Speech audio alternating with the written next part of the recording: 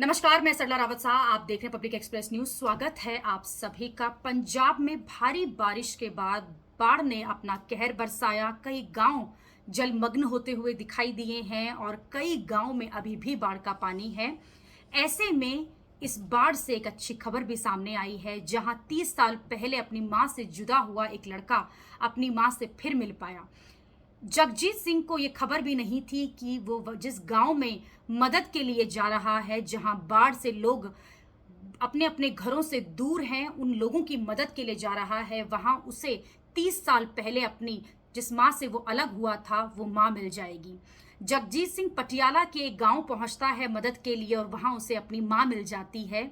30 साल पहले की बात आपको बताते हैं। दरअसल जब जगजीत सिंह पैदा हुआ तो 6 महीने बाद ही उसके पिता की मृत्यु हो गई। दादा दादी जब जगजीत 2 साल का हुआ उसे अपने साथ ले गए, क्योंकि माँ ने दूसरी शादी कर ली थी।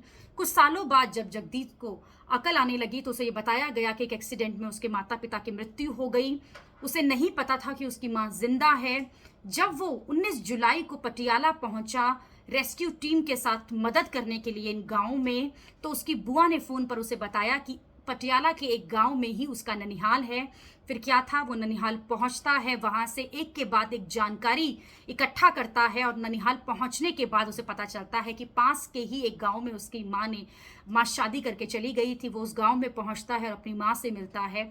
माँ से मिलने के बाद दोनों माँ बेटा काफी खुश हैं, हालांकि दोनों की आंखें नम भी थी और माँ ने तो ये उम्मीद ही छोड़ दी थी कि वो अपने बेटे से मिल पाएगी। इसके बाद जगजीत ने बताया कि पिता की मृत्यु के बाद माँ के खानदान से, माँ के परिवार से दादा दादी का संपर्क टूट गया था, जिसके बाद वो नहीं जानता था कि उसकी माँ कहाँ रहती है।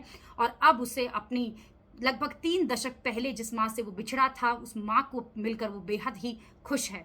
अभी के लिए इतना ही। अगली खबर में आपसे फिर होगी मुलाकात। देश और दुनिया की खबरों के लिए आप देखते रहिए, आप जुड़े रहिए पब्लिक एक्सप्रेस न्यूज के साथ। धन्यवाद।